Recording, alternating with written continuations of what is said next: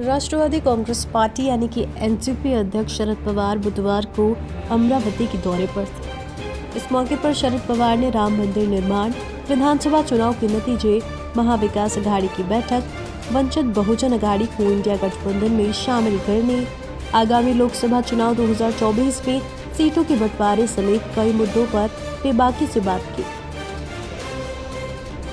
शरद पवार ने कहा कि ये स्वीकार करना होगा कि 3 राज्यों के विधानसभा चुनाव के नतीजे उम्मीद के मुताबिक नहीं है, लेकिन इसका मतलब ये नहीं है कि कल के चुनाव में हमें दिक्कत होगी। अगर हम साथ मिलकर काम करेंगे तो लोग हमें विकल्प के तौर पर स्वीकार करेंगे। पवार ने कहा कि भारत की जनता सामने है, हम मिलकर चुनाव का सामना करेंगे। शरद पवार ने कहा, राष्ट्रवादी कांग्रेस पार्टी और उद्धव ठाकरे के नेतृत्व वाली शिवसेना, हम तीनों एक साथ बैठेंगे और अमरावती और अन्य सीटों पर फैसला करेंगे। मल्लिकार्जुन खड़गे इंडिया गठबंधन की बैठक में बैठे थे। उन्हें वंचित बहुजन अघाड़ी पार्टी के प्रमुख प्रकाश आंबेडकर से संपर्क करना चाहिए और उनके साथ चुनाव लड़ने का प्रयास करना चाहिए।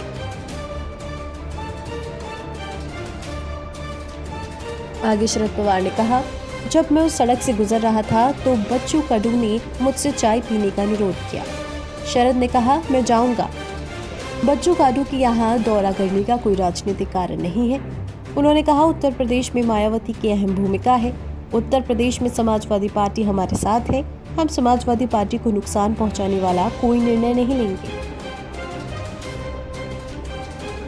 इस पूरे वाकये पे अजित पवार ने एक दिन पहले कहा था कि विपक्ष के पास मोदी के खिलाफ कोई चेहरा नहीं है। इस सवाल पर शरद पवार ने कहा, अगर वो सोचते हैं कि हम कई लोगों के बारे में विचार करेंगे तो ये गलत है। शरद पवार ने ये भी कहा कि 1977 के चुनाव के दौरान प्रधानमंत्री पद के लिए कोई चेहरा नहीं था। इसके साथ ही शरद पवार ने राम मंदिर के मुद्दे पर भी बात की। उन्होंने कहा, हमें नहीं पता कि बीजेपी राम मंदिर के मुद्दे पर राजनीति कर रही है या बिजनेस कर रही है। हमने लोकसभा सीटों के बंटवारे के फॉर्मूले पर चर्चा नहीं की है। संसद का एक सत्र होगा जिसमें प्रोविजनल बजट को मंजूरी देनी होगी। उसके बाद इस संबंध में निर्णय लिया जाएगा।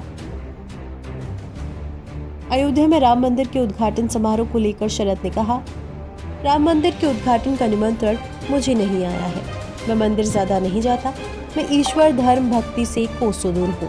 जहाँ मैं जाता हूँ वहाँ 2 या 3 पूजा स्थल है, लेकिन ये एक व्यक्तिगत मामला है।